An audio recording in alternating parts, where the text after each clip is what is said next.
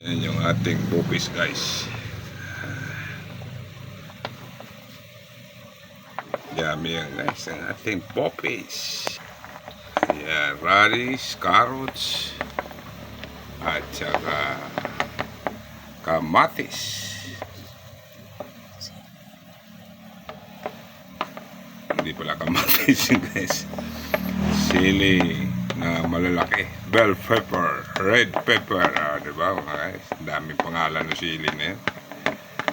Yan yung ating bopis, guys. Simpleng ulam lang to, guys, pero masarap. Tingnan nyo, guys. Diba?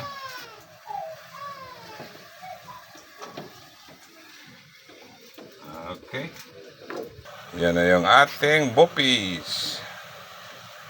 Kain na na. Bye-bye.